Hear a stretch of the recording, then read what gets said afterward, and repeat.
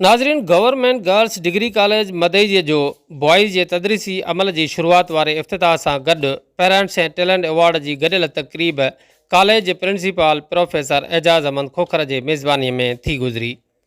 तक़रीब जो मुख्य मेहमान अगूणो सूबाई सलाहकार पाकिस्तान पीपल्स पार्टी ज़िले शिकारपुर जो जनरल सेक्रेटरी ज़ुल्फ़कार खान कमारियो जन हुआ।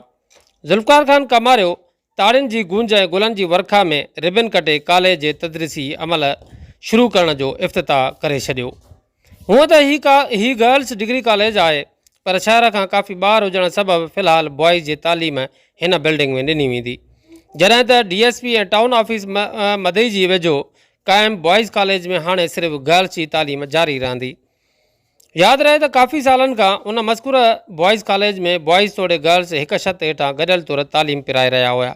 जेतोणीकि मदई में तालीमी सरगर्मियुनि की वाध वेझ लाइ कई मौक़नि सां गॾु कई मुंझारा पिण आहिनि, पर ईंदड़ नस्ल के बेहतर तालीम ऐं तरबियत वारो माहौल ॾियण जो ऊनू कंहिं बि सियासी तोड़े समाजी शख्सियत तोड़े मौजूदा इक़्तिदारी धुर ऐं तालीम खाते समेत कंहिंखे बि न आहे। हर माण्हू बस पंहिंजी औलाद जी हद ताईं सोचे थो, बाक़ी वञी हर को पाण जाने। उन सूरत हाल में कई सवाल ज़हननि में पिणो भरनि था, जंहिंजो जवाब कंहिं वटि बि न आहे। मसलन शहरनि जो वधि में वधि ख्यालु हुयो त जेकर बॉयज़ हाई स्कूल के बॉयज़ कॉलेज की तरफ़ खणी वञे, ॿियो कॉलेज रेबन ते मुहित हुजण सबबि सफ़ाई सुथराई तोड़े सिक्योरिटी जा मसला तमामु घणा अॻु ई दरपेश हुआ। हाणे वेतर वधंदा, उन्हनि खे कीअं फेस कबो? उन सां गॾोगॾु ॿिन्ही बिल्डिंगनि में तमामु घणे तइदाद में कमरा ऐं रूम्स आहिनि, जॾहिं त हाज़िरीअ जो रेशो ॿिनि कमरनि जेतिरो बि मस रहे थो। उन करे कॉलेजूं आबाद रहण बजाइ भूत बंगलो बणिजी वञनि थियूं। उन्हनि सभिनी चैलेंजिस के केरु ऐं कीअं मुंहुं ॾिबो, उहो वक़्त ते छॾियूं था। मेहमान खास इज्जत माब रेस्पेक्टेड टीचर्स, मौजूद सामईन, अस्सलाम वालेकुम। सदर वक़्त तहरीक कि कोई भी तहरीक उस वक्त तक कामयाबी से हमकिनार नहीं हो सकती कि जब तक तलबा अपनी जिद्दोजहद और अपनी तवानाइयां उस पर नजर न कर दें। और यही वजह है कि तलबा को मुस्तकबिल का मामार कहा जाता है। खूबसूरत प्रोग्राम जा नहायत ही खूबसूरत मेहमान खास सरदार ज़ादा ज़ुल्फ़कार अली खान कमारियो साहब, मां समझा 8 महीने का मथे टाइम थी विया, माप करे विया।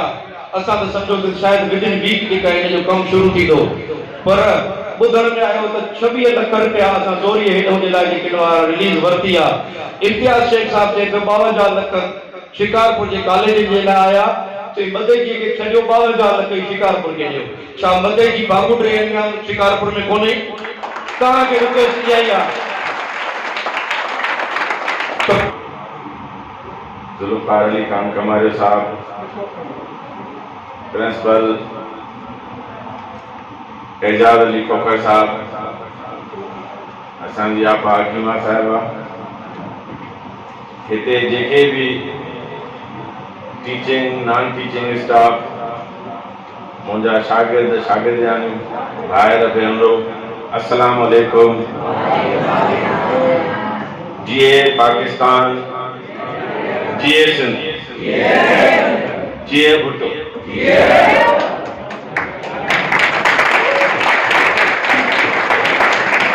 Sir Hafizur Rehman sir,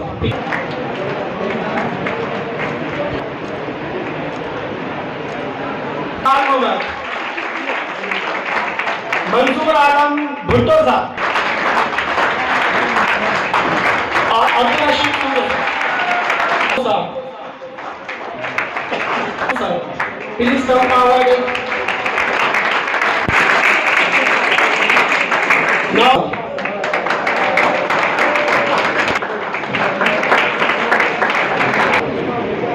Girls and junior members of the Government Girls Degree College, Romesa and with his father Adil Ahmed, to call Reshma Droi with her father Mohammad Nawaz Droi to come on the stage to receive her prize.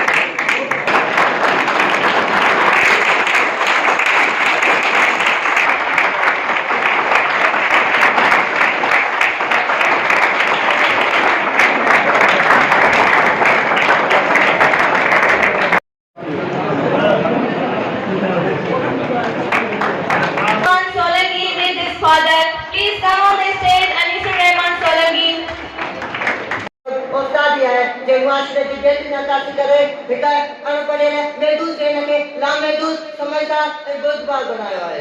प्यारा साथियो, जीअं ख़ाली ज़मीन किरे क़ौम लाइ अनाज पोखे थो, हिकु मज़दूर घर जी अदालत करे हिकु महफ़ूज़ ऐं पुरसुकून जुगो ठाहे थो, अहिड़ीअ तरह उस्ताद क़ौम जे मामार जो मुस्तक़बिल संवारे हिकु बहितरीन समाज जोड़े थो। इमाम खान वज़ीर आला हुयो, महिरबानी हुयो, मरहूम हुनखे अलाह जन्नत बख़्शे। मां हुनखे चयुमि साईं मुंहिंजी दावत बि खाओ। ठीकु आहे महाराज साहिबु, दावत त ज़रूरु खाईंदासीं, पर तुंहिंजी रिक्वायरमेंट छा हूंदी? मां ज़रूरु मां हुते ॿुधाईंदुसि जॾहिं तव्हां ईंदव।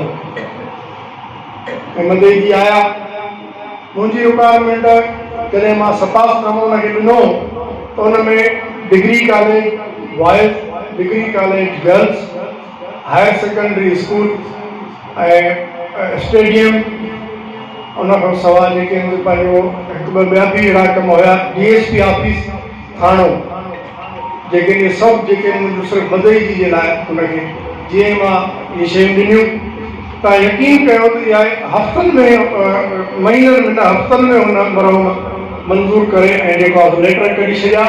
जेके असां ज़मीन हिते ख़रीद कयूंसीं, कॉलेजूं, इहे सभु पोइ हुन में के वरी थोरा ADP जा कम हुया, कुझु मुश्किलातूं आयूं, या जॾहिं प्राइवेट स्कूलनि में वीचारियूं, मां सम्झा पघार 10,000 आहे या मूंखे जेका ख़बर 8,000 आहे, उहे वञी उते कहिड़ी ड्यूटी कनि थियूं ऐं उन ते जेको आहे, पर तव्हां जेका सरकारी नौकिरी आहे, मूंखे ख़बर आहे त 60,000 खां 1.5 लख ताईं मास्तर जी पघार आहे, पर 2 कलाक वेहण जे लाइ स्कूल में तयारु न आहिनि। हाणे इहा इशा एजेंसियुनि जी जेको आहे असां वटि चवंदासीं पंजाब में साज़िश आहे, साईं एजेंसियुनि जी साज़िश आहे, त उहा हिन खे शादी उस्ताद साम्हूं आहिनि। उस्तादनि खे जेको आहे पंहिंजो जेसि ताईं पंहिंजो फ़र्ज़ु सम्झी न कंदा तेसि ताईं जेको आहे पंहिंजो मां नथो सम्झां त पोइ असां अॻिते कामयाबु थी सघूं। तालीम मां हाणे पंजाब असां हुयासीं